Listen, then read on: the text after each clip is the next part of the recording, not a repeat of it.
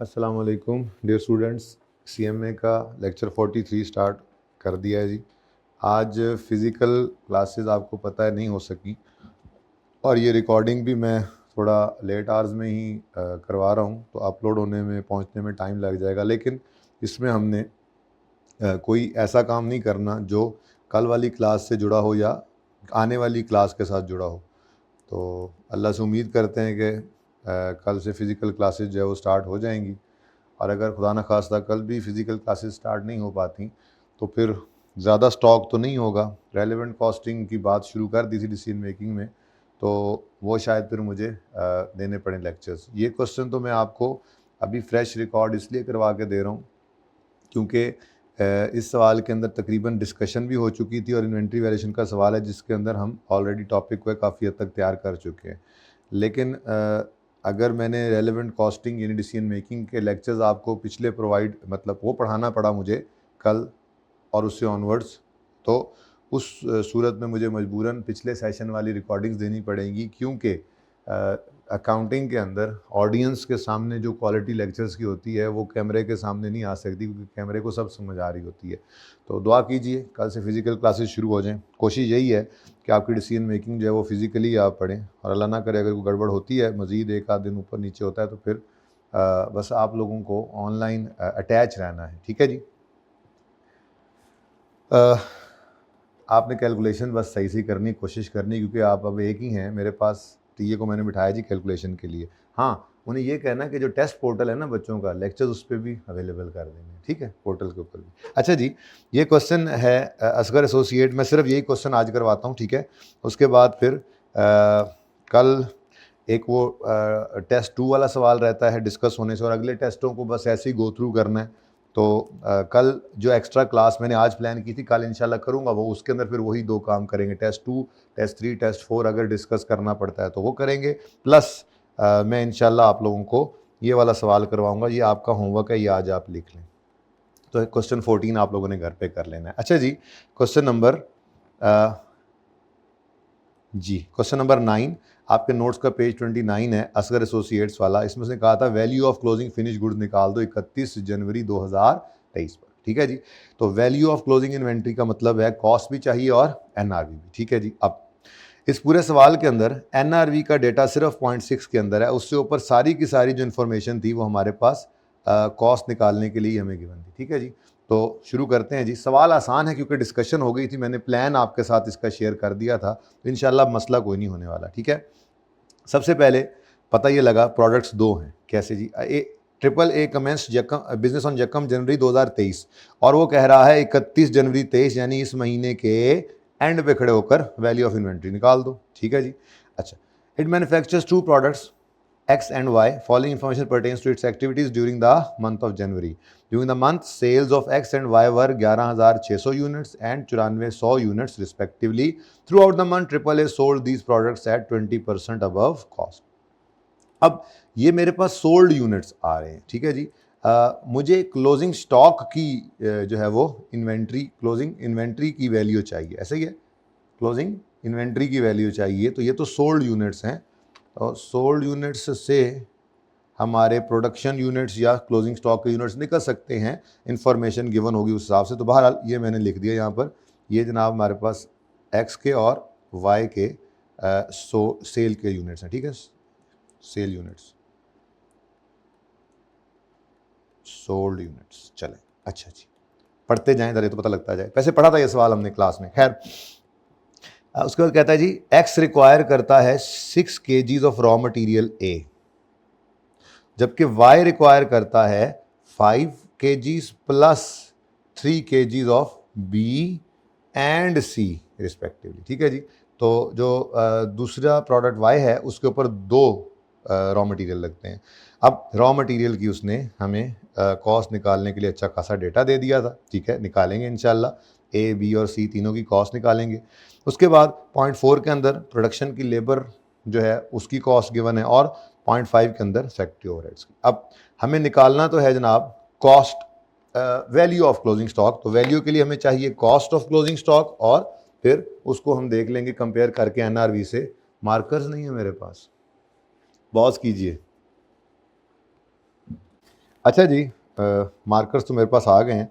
मैं ये चाह रहा हूँ जी कि हमने 2 सवाल इस फॉर्मेट पे किए थे। एक हमारा 8 था, उसका बी पार्ट, एक और भी इसी तरह का था,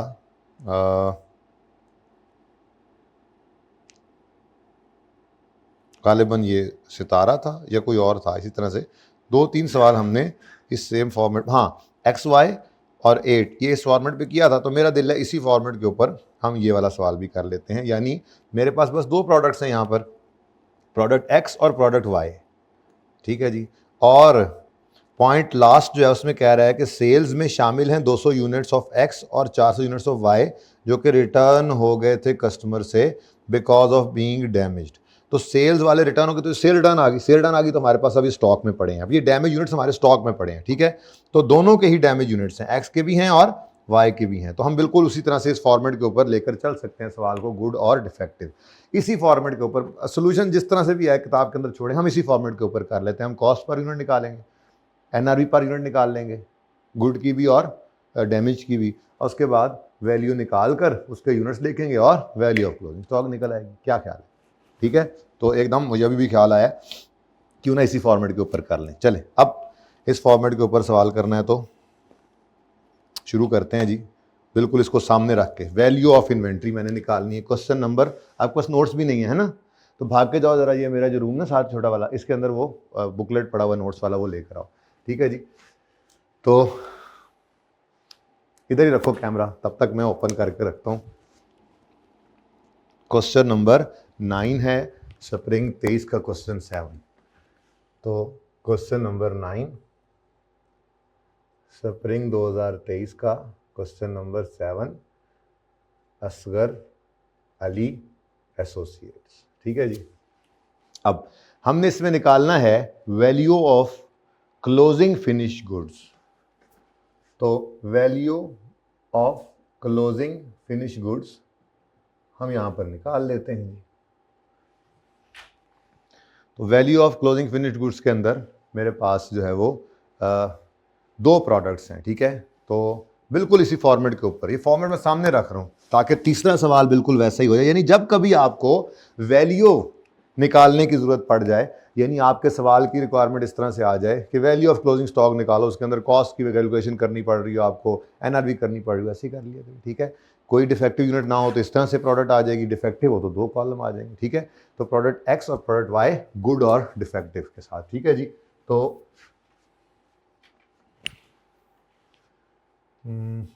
इसी को ही कंटिन्यू कर देते हैं आगे थोड़ा सा, चलें जी। तो प्रोडक्ट ओपन हो गया सवाल भाई तुम्हारा।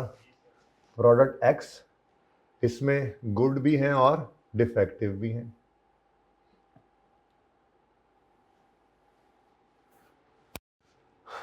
यूनिट्स भी तो हैं, थोड़ा सा खुला डुला कर लेते हैं, कोई ऐसी कंजूसी की जरूरत नहीं है आज। गुड भी हैं और डिफेक्टिव भी। अच्छा, उसके बाद प्रोडक्ट वाई आ जाएगी हमारी।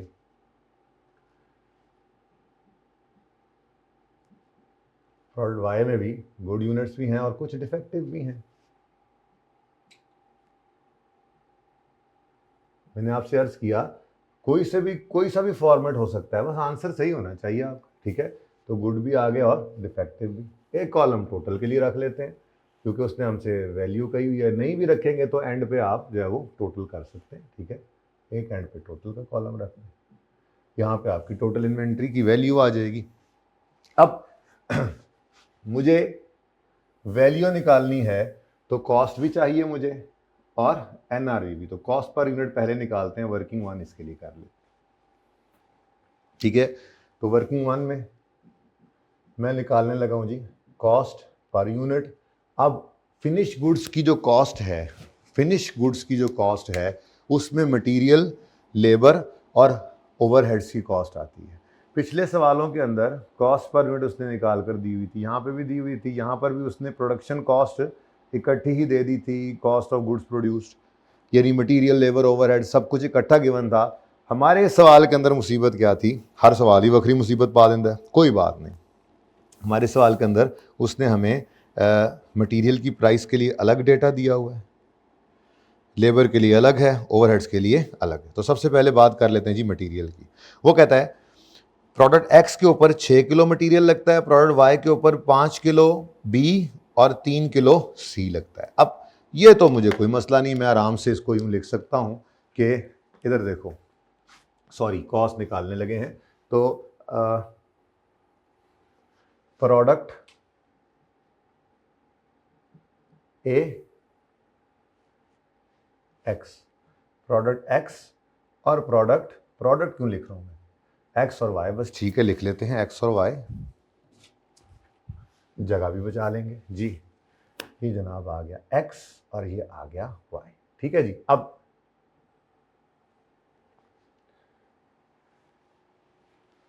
मटेरियल की कॉस्ट, एक एक्स के ऊपर मटेरियल कौन कौन सा लगता है, हमने कहा जी मटेरियल ए भी लगता है, बी भी लगता है, सी भी लगता है, ठीक है। मटेरियल ए कितने केजीज लगता है, बी कितने केजीज लगता है और सी कितने केजीज लगता है। तो ये सवाल से जाके देखा हमने कि देखो ना, पहला पॉइंट तो उसने सिर्फ सेल के यूनिट्स दिए थे, शायद मुझे क्लोजिंग स्टॉक के यूनिट्स निकालने के लिए इनकी जरूरत पड़े, शायद प्रोडक्शन यूनिट्स निकालूं, सेल यूनिट्स निकालूं, क्लोजिंग स्टॉक निकल आए, ठीक है। बिजनेस तो इसी साल कमेंस हुआ है, ओपनिंग स्टॉक तो होना कोई नहीं है। क्लोजिंग स्टॉक की वैल्यू के लिए जब मैं पर यूनिट वैल्यू निकाल लूंगा तो मुझे टोटल वैल्यू निकालने के लिए यूनिट्स चाहिए होंगे, तो शायद वहां पे इसकी जरूरत पड़े। तो पॉइंट ए तो निकल गया। पॉइंट बी में उसने बताया हुआ था कि रॉ मटेरियल ए 6 किलो चाहिए। अब ये 6 किलो आपको चाहिए, 1 किलो कितने का है ये नहीं पता। जब ये फिगर निकल आएगी तो यहां पर आप एक्स की कॉस्ट के अंदर इसको लिख दोगे, ठीक है। फिर इसी तरह से बी कितने किलो लगता है, 5 किलो और सी 3 किलो, लेकिन ये दोनों किस पर लगते हैं, प्रोडक्ट वाई पे। तो कितना कितना जी बताना जरा, 5 केजीज और 3 केजीज, लेकिन again cost per unit missing है सवाल के अंदर, ठीक है जी। तो ये कॉस्ट पर यूनिट जब निकल आएगी तो बी और सी की कॉस्ट इधर नहीं आनी, वाई में चली जाएगी। तो अब अगली मुसीबत क्या पड़ गई हमें कि हमें, अच्छा देखो यहां पर वैसे होना क्या है, कॉस्ट पर यूनिट निकालेंगे हम, एनआरबी पर यूनिट निकालेंगे, हो सकता है इसके लिए भी हमें वर्किंग करनी पड़े, एनआरबी पर यूनिट निकालेंगे और फिर हमारे पास क्या आ जाएगी जी, वैल्यू पर यूनिट। उस वैल्यू पर यूनिट को क्लोजिंग स्टॉक के यूनिट्स के साथ क्लोजिंग इन्वेंट्री के यूनिट्स के साथ मल्टीप्लाई कर देंगे तो हमारे पास वैल्यू ऑफ क्लोजिंग इन्वेंट्री आ जाएगी। मैंने इसलिए लिख दिया ताकि ज़रा मैं वर्किंग के लिए जगह खाली कर लूँ, ठीक है जी। तो ये हमारा जनाब, ये हमारी मंजिल मकसूद है।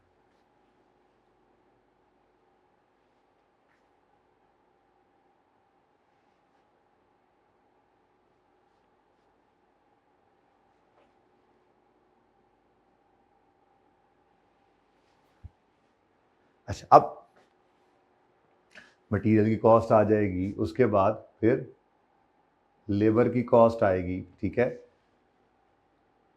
ए पे अब मतलब एक्स के लिए अलग लेबर लगेगी, वाई के लिए अलग, आर्स डिफरेंट लग रहे हैं ना। फिर उसके बाद ओवरहेड्स आई थिंक इकट्ठे दिए हुए हैं, तो ओवरहेड्स की कॉस्ट आ जाएगी, ठीक है। वो भी इसी तरह से प्रॉबेबली अलग अलग भी हो सकती है, इकट्ठी भी हो सकती है, लेकिन ये सारी कॉस्ट्स मिल मिलाकर हमारे पास जो आंसर आएगा वो होगी कॉस्ट पर यूनिट, ठीक है। जब कॉस्ट पर यूनिट आ गई तो फिर अगला काम हमें करना पड़ेगा वैल्यू निकालने वाला। जब वो भी आ गई तो दोनों को कंपेयर कर लेंगे, अल्लाह अल्लाह ते खैर सल्ला, इतनी सी बात है, ठीक है जी। तो ये यहाँ पर मेरे पास कॉस्ट आ जाएगी पर यूनिट एक्स और वाई की, ठीक है जी। अच्छा अब देखो ना कितनी जल्दी सवाल होता चला जा रहा है, क्योंकि कैमरे को सब समझ आ रही है। तो इसलिए मैंने अर्ज़ किया कि मेरी कोशिश यही है, अल्लाह करे कल हालात बेहतर हों और आप लोग तशरीफ़ ले आएँ, डिसीजन मेकिंग को मैं खुद आपको अपने सामने बिठा के करवाऊँ। लेकिन अगर मुझे डिसीजन मेकिंग करवानी पड़ती है तो मैं कैमरे को नहीं पढ़ाऊँगा, मैं फिर लास्ट सेशन के लेक्चर्स को मिला जुला के इधर से उठा उधर से उठा इकट्ठा करके लेक्चर बनाऊँगा, और फिर ताकि वो प्रॉपर, क्योंकि जो बच्चे सामने बिठा कर पढ़ाया जाता है वो क्वालिटी कभी भी कैमरे में नहीं आ सकती, कैमरे को सब समझ आ रहा होता है, ठीक है। अच्छा जी, अब कॉस्ट पर यूनिट चाहिए मुझे मटेरियल की, जिसके लिए देखो ये पॉइंट तो हो गया ओके, इसको तो मैंने कर दिया ओके, इस पॉइंट की मुझे कोई ज़रूरत नहीं है। अब पॉइंट 3 के अंदर ये सारा डेटा गिवन है, ठीक है। तो पर यूनिट कॉस्ट निकालनी है, तो यूनिट्स टोटल भी मतलब गिवन है, purchases during the year KGs में गिवन है, आप यहाँ से सारी कॉस्ट को पकड़ लें, 52,800, 43,200, 30,000, ठीक है जी। तो ये मटेरियल ए बी और सी के लिए मुझे वर्किंग करनी है। यहाँ कर लूँ वर्किंग नंबर 2, वर्किंग 2 यहाँ पे हो जाएगी। यहाँ पे मैं क्या निकाल रहा हूँ जी, मटेरियल कॉस्ट, मटेरियल कॉस्ट मुझे पर केजी चाहिए जी, ठीक है। तो कोई मसला नहीं है जी, मेरे पास 3 अदद मटेरियल हैं, ए है, बी है, सी है, ठीक है जी। अब सबसे पहले जी इनवॉइस वैल्यू, जहाँ से ख़रीदा उनको कितने पैसे दिए थे, सारी डायरेक्टली एट्रीब्यूटेबल कॉस्ट आती हैं। तो 52,800, 43,200 और 30,000, 1000 में चल रहा है, तो यूनिट्स भी 1000 में ले लेंगे ना। 52,800, बोलो आगे, 43,200 और 30,000। उसके बाद फ्रेट इन और ट्रांजिट इंश्योरेंस, ये टोटल में गिवन थे। तो मैंने आपको समझाया था उस दिन कि जो किराया है उसको क्वांटिटी यानी केजीज की बेस पे एलोकेट कर लो, और जो इंश्योरेंस है उसको वैल्यू की बेस पे, जितनी महंगी चीज़ उतनी ज़्यादा उसकी इंश्योरेंस होती है ना, ठीक है।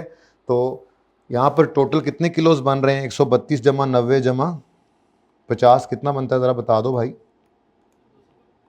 जी। 272,000 किलो, बोलो। चलो तो अब इसको बांटो, फ्रेट इन जो है उसको आप टोटल कितना है, टोटल है जनाब, टोटल कॉस्ट है 21,760, ये कॉस्ट बांटनी है 21,760, ठीक है जी।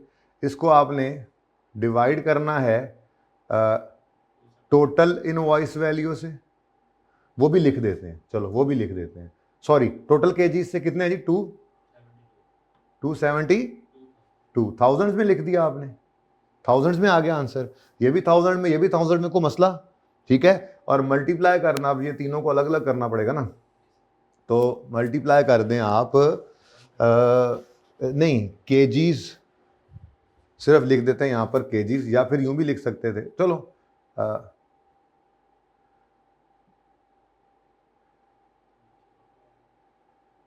केजीज ऑफ प्रोडक्ट, ठीक है जी। जितने केजीज ऑफ प्रोडक्ट आए और डिवाइड कर दिया, यूं लिख देता ना, फॉर्मूला बार बार नहीं लिखना पड़ेगा, बल्कि ये काम करो, ठीक है, ठीक है, चलो यार लिख दो। तो केजीज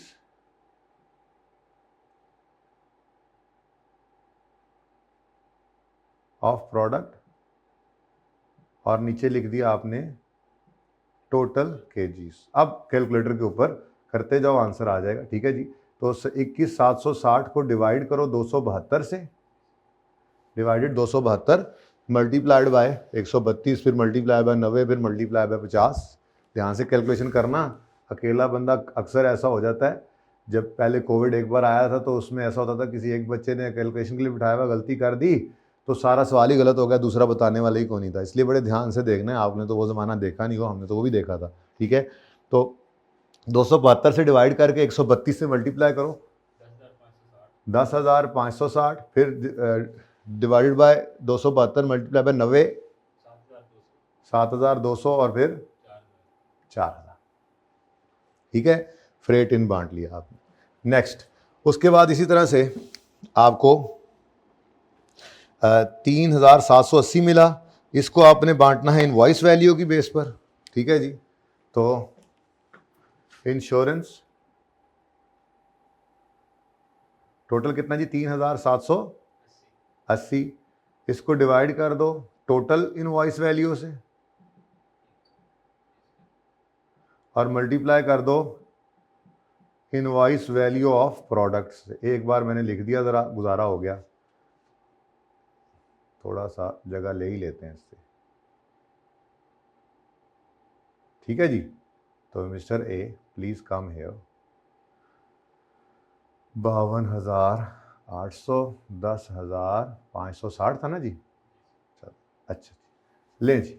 ए बी, अब ये रुपीज़ इन थाउजेंड चल रहे हैं, कोई ज़रूरत नहीं है, एक ही बार एंड पे रिक्वायरमेंट में लिख देंगे, वर्किंग हैं, चलने दो अभी फ़िलहाल, ठीक है। तो 7200। अच्छा जी, अब बोलो इसका 3780 को डिवाइड करना है, आपने डिवाइड करना है 126 से, 1000 में कर दो, मल्टी परसेंटेज ही निकालनी है ना, डिवाइड बाय 126 मल्टीप्लाई बाय 52.8, बोलो 1584। फिर 3780 को डिवाइड करो 126 से, मल्टीप्लाई बाय 43.2, 1296। और तीसरा ना हमेशा बैलेंसिंग निकाल लिया करो, मैंने आपको कहा था आखिरी बैलेंसिंग निकाल लिया करो जी, 900। ठीक है जी, मेरे ख्याल में तो बस और कोई कॉस्ट नहीं है, ठीक है। तो थोड़ा सा बस दिमाग को जिंदा रखना होता है, फॉर्मेट कोई सा भी हो, कोई मसला नहीं है, ठीक है। अच्छा, अब इसका टोटल कर लें, जो टोटल कॉस्ट आएगी उसको डिवाइड कर देना इस केजीज से, क्योंकि पर यूनिट में सब कुछ लेके चल रहा हूं, तो ये पर यूनिट कॉस्ट हमारी 1 मिनट में निकल आएगी, ठीक है। तो टोटल करो, टोटल 64944, 696, 34900, ठीक है जी। ये हमारे पास क्या आ गया जी, total cost of material, total material cost. मुझे ये टोटल नहीं चाहिए, मुझे ये पर यूनिट चाहिए, क्योंकि पर केजी चाहिए, क्योंकि मैंने सारा कुछ ऊपर पर केजी चलाना है, ठीक है। तो टोटल मटेरियल कॉस्ट, और मुझे ये चाहिए मटेरियल कॉस्ट पर केजी, ठीक है। तो फिर क्या कर लें जी, डिवाइड कर दें यहाँ पर केजीज के साथ। अब एक कितने किलो खरीदे हैं टोटल, 132,000, 90,000, और अब ये केजीज है, चूंकि 1000 में ऊपर है तो इसको भी 1000 में ही लिख लेते हैं। तो divide by 132 divided by 90 divided by 50, आपकी पर यूनिट जो पर केजी जो मटेरियल की कॉस्ट आई है वो जनाबे वाला आई है कितनी जी, बोलें?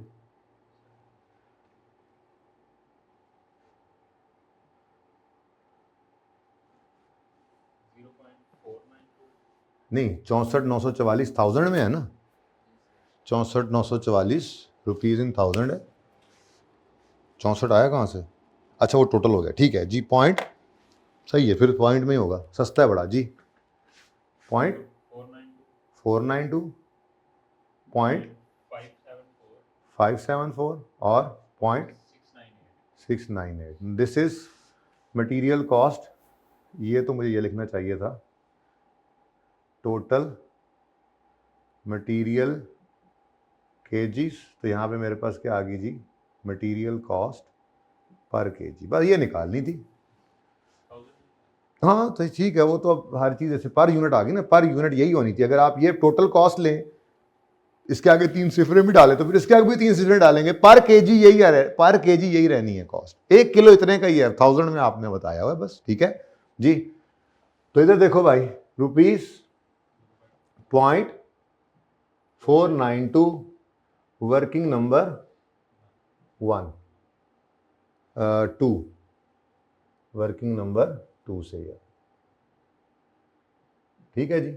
उसके बाद जी इसी तरह से ₹.574 वर्किंग नंबर 2 से, और इसी तरह से ₹.698 वर्किंग नंबर 2 से। ये सारी फिगर्स आ जी।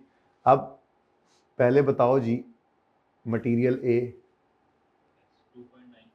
2.95 रुपीज़ का एक यूनिट, मतलब एक यूनिट पर, एक एक्स पर 2.95 रुपीज़ का मटेरियल ए लगता है। बी और सी दोनों वाई पे लगते हैं, 2.87, 2.09। भाई जब आधे घंटे की रिकॉर्डिंग हो जाए तो बता देना, मेरा टारगेट है 1 घंटे से ज़्यादा ना इनको लेक्चर दूँ आज जी। कितनी देर होगी वैसे? चलो अच्छा जी। अब उसके बाद मटेरियल कॉस्ट तो गई हो, अब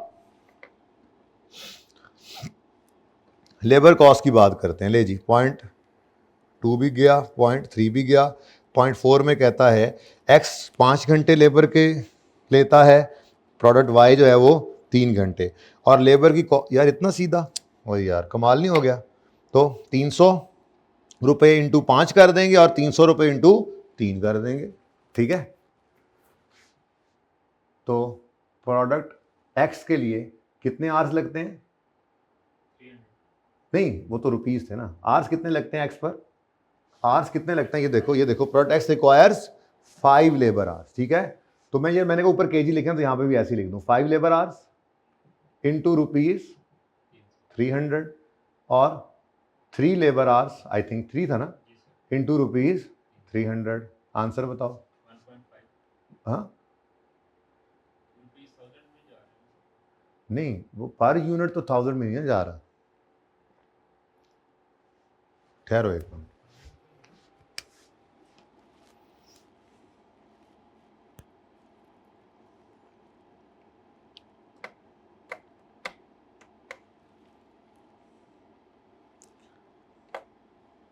आपने यूनिट्स भी जो डिवाइड किए हैं, ठीक है। मटेरियल की कॉस्ट आपने कैसे निकाली है?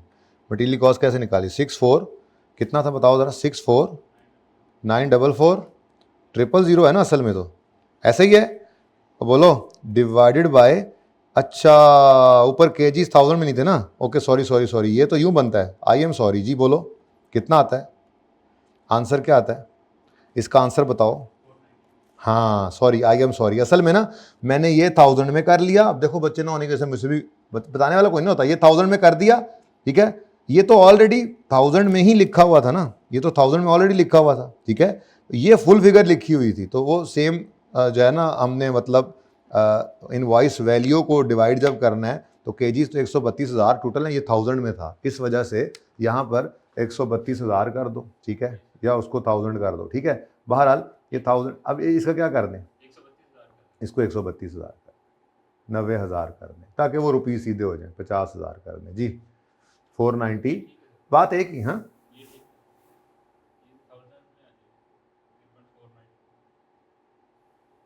पॉइंट, भाई मेरी बात सुनो, 64,944,000 ये रुपीज़ में है, ऐसा ही है।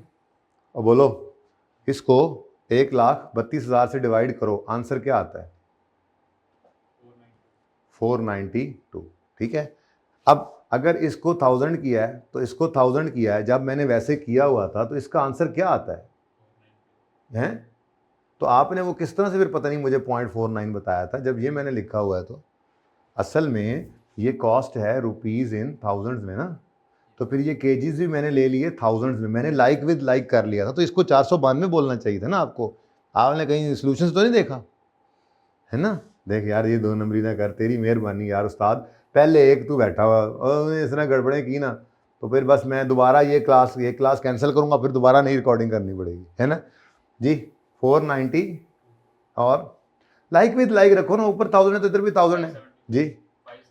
जब मैंने ऐसे लिखा 574 और 698, अच्छा अब ये 492 था, बिल्कुल ठीक है, कोई नहीं, 1000 में आ गया था 492। अच्छा यहाँ पर मेरे ख्याल खूबसूरत तरीके से आगे वर्किंग 2 भी अब आ जाएगा। 492 वर्किंग नंबर 2 से आया है। उसके बाद रोड़ा पाता ही, देख कितना टाइम ज़ाया करता है, ये वर्किंग 2 से आ गया, ठीक है जी। अब इसका आंसर आया 2952, ठीक है जी। अब ये सही है? ओ बोलो ये सही है, बड़ी मेहरबानी, कैलकुलेटर मार लेना, ठीक है। 5 kgs इंटू ₹574 वर्किंग 2 से जी।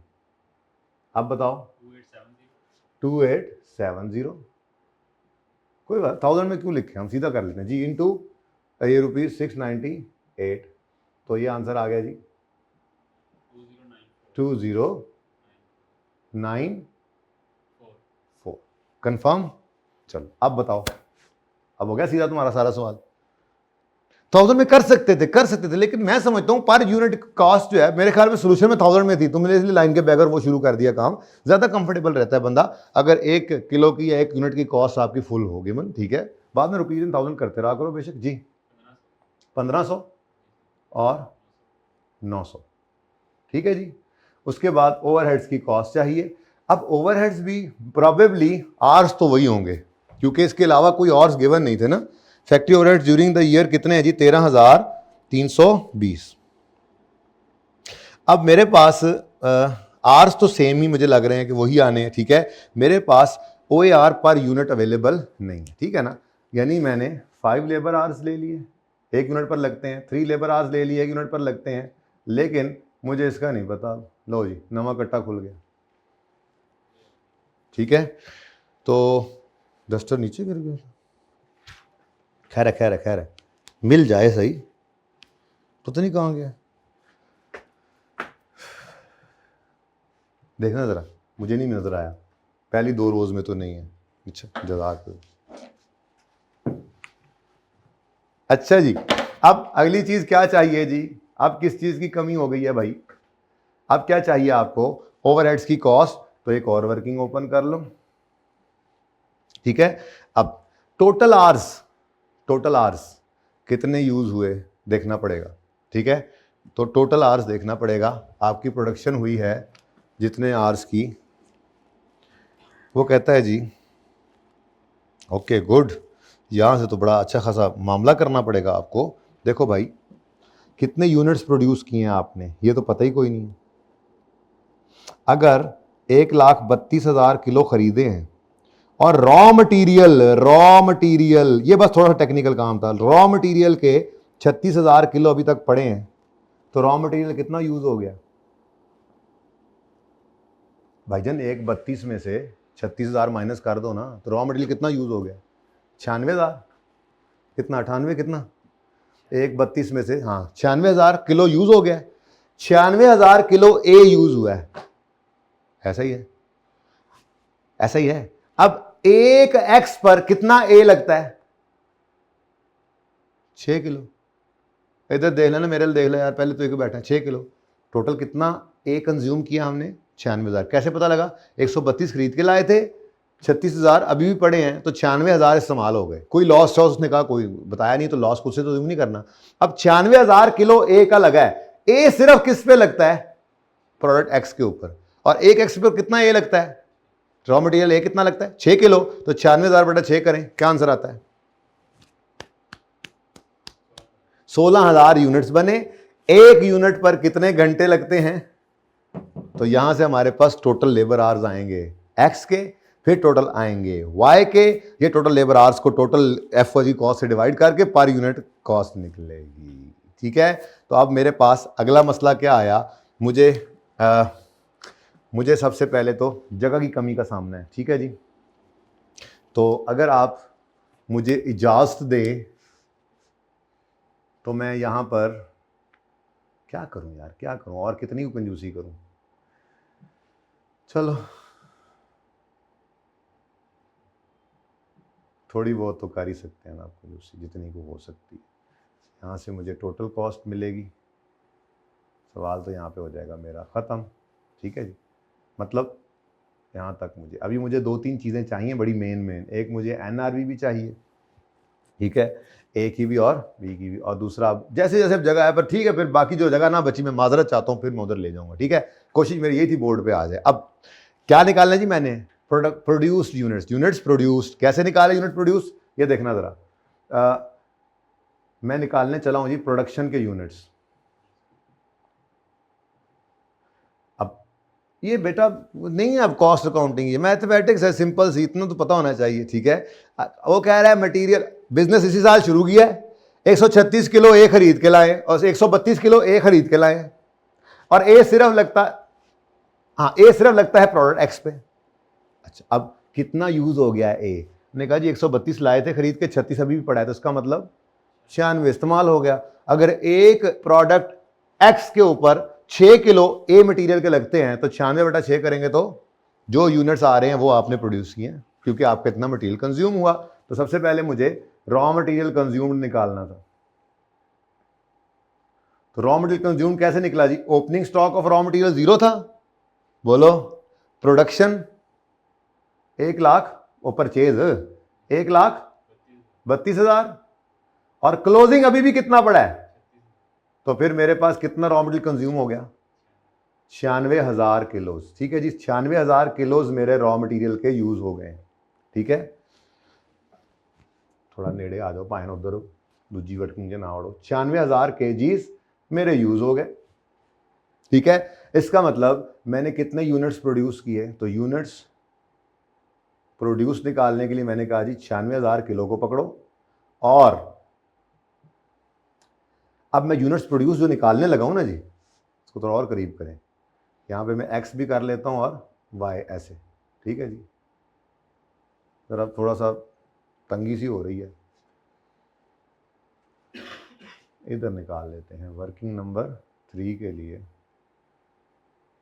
ये जगह ठीक रहेगी। प्रोडक्शन यूनिट्स, मैक्सिमम कोशिश मेरी है जी ये इसी बोर्ड पे आ जाए, फिर जहाँ पे काम ना हो सका फिर कोई बात नहीं। रॉ मटेरियल कंज्यूम्ड मैंने कैसे निकाला है जी, ओपनिंग स्टॉक प्लस, यूँ लिख देता हूँ, plus purchase less closing stock. हाँ ठीक है, तो मेरे पास क्या आ जाएगा, रॉ मटेरियल कंज्यूम्ड।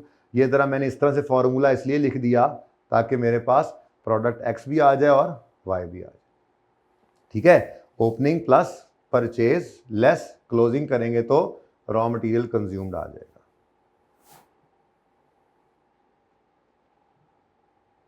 आप लोगों की फिराक में मुझसे भी नहीं काम हो रहा। Raw material consumed opening plus purchase less closing, ठीक है जी। तो प्रोडक्ट एक्स के लिए अब डेटा उठाओ, वैसे तो मैंने अभी भी निकाल भी दिया था, अब ये केजीज के अंदर निकालो कितना आता है। ओपनिंग 0 है, ओपनिंग लिख देता हूँ फिर मिटा दूंगा, 0 है। 132 खरीद के लाए, 36 अभी भी पड़े हैं, तो 96,000 किलोज क्या हो गए जी, यूज कंज्यूम हो गए। ऐसे ही जनाब वाई के लिए कोई एक निकाल लो, दोनों से ही आंसर सही आएगा। क्या मतलब, क्या मतलब, चेक करते हैं। बी 90 खरीदा, 20 पड़ा है, देखो ना, बी और सी दोनों किस पे लगते हैं, वाई पे। तो किसी एक को पकड़ लो, कंज्यूम की फिगर सही निकलेगी, ठीक है। अच्छा चेक करते हैं, 90 में से 20 गया, 70 कंज्यूम हो गया। एक बी पर, एक वाई पर कितना बी लगता है, 5 किलो, तो फिर कितना बचा था, 70, 70 बटा 5 करो, 14,000, 14,000। अच्छा सी से चेक कर लो, 50 परचेजे थे, ओपनिंग कोई नहीं था, 8 पड़े हैं, तो 42 कंज्यूम हो गए। अब सी कितने लगते हैं एक वाई पर, तो फिर करो जरा 42 बटा 3, वही 14 आता है। तो इसलिए कंज्यूम की फिगर किसी भी एक से निकाल लो वाई के लिए, ठीक है। तो कितना आया जी, 14,000 किलो, बोलो, चेक कर लो। अच्छा हाँ, ओपनिंग कोई एक, ये पकड़ो, opening 0 plus purchase 90 less closing 20 is equal to, हाँ चलो ये कर लो, बी प्रोडक्ट, ये मैंने बी मटेरियल कंज्यूम, कोई एक ले सकते हो, दोनों को दोनों का सेम आ रहा है, मैंने दिखाया जी कितना, 70,000 केजीज। अब ये तो केजीज आए, रॉ मटेरियल कंज्यूम की फिगर निकली है। मुझे क्या चाहिए था असल में, प्रोडक्शन के यूनिट्स। तो प्रोडक्शन यूनिट्स के लिए मैंने क्या करना है जी, अब रॉ मटेरियल जो कंज्यूम्ड हुआ टोटल, उसको डिवाइड कर दूंगा रॉ मटेरियल पर यूनिट जो रिक्वायर्ड है, ठीक है, केजीज पर यूनिट, ऐसे ही है ना। अब शुरू हो जाओ जी, 96,000।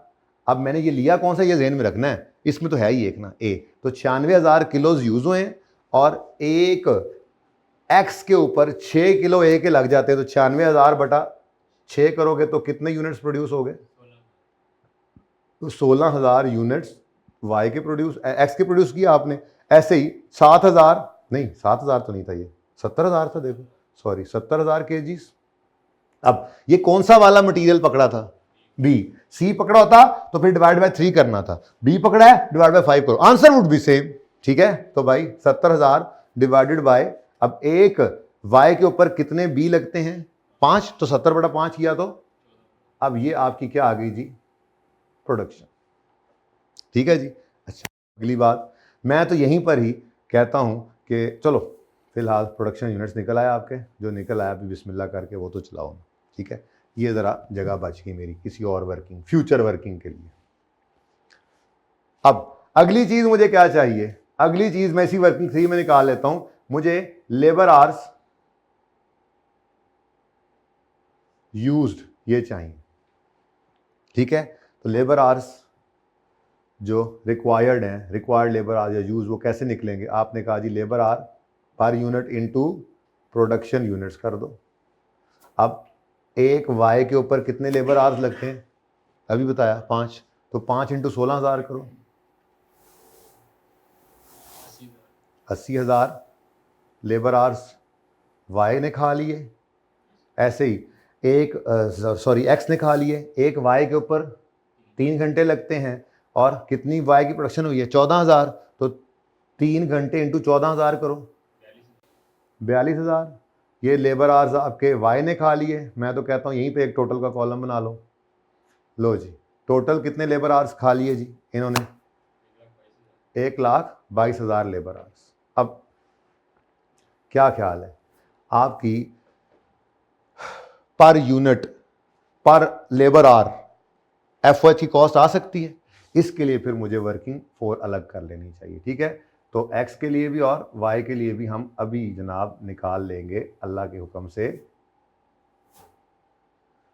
एफओएच की कॉस्ट, लेकिन ये कॉस्ट होगी पर लेबर आवर, ठीक है जी, सही है। अब पर लेबर आवर कॉस्ट निकालनी है, फिर दोनों के लिए सेम ही होनी है, वैसे तो ये तो सेम होनी है, सॉरी ये तो सेम होनी है, बिल्कुल सेम होनी है। देखो आप बल्कि यहीं पे लिख लो, एफओएच की कॉस्ट पर लेबर आवर कैसे निकालोगे, टोटल कॉस्ट आपको गिवन थी सवाल के अंदर, ये 0.5 भी गया, उड़ गया, 73 हो गया, सवाल खत्म हो गया। कितनी देर की होगी रिकॉर्डिंग, जितनी भी हो गई, आधे घंटे से ऊपर होगी, आपने मुझे बताया नहीं। हाँ 42 मिनट, हद होगी यार। चले खैर, अब बताएं जी, रुपीज 13,320,000, रुपीज 13,320, या तो आगे 1000 लिखें तो ठीक है, नहीं लिखने तो फिर ये भी 122 ले लें, ठीक है, या उधर 1000 लिखा 22,000, ये आपकी मर्जी है, मैं 122 ही ले रहा हूं, ठीक है। 122 लेबर आवर्स हैं, ये मुझे मिले हैं वर्किंग 3 से एग्जामिनर भाई, ठीक है। तो क्या आया जी एफओएच का रेट पर लेबर आवर, बोलो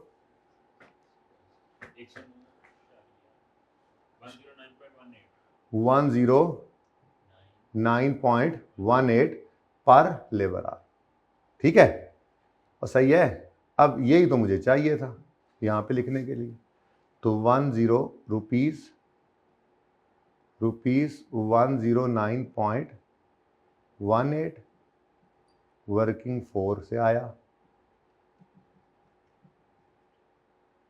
जी आंसर। दोनों दफ़ा लिखने की जरूरत तो नहीं होती वैसे, लेकिन चलो अब आप लोग हैं ना, अब आप लोगों का क्या करूँ मैं जी। ओवरहेड की कॉस्ट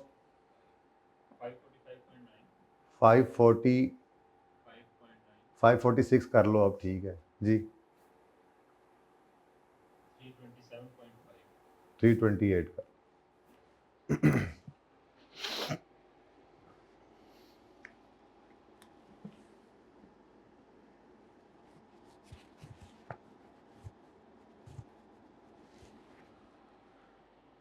जी सही है। अब कॉस्ट पर यूनिट कितनी आ गई, कॉस्ट पर यूनिट बताओ एक्स की, हाँ 4998, और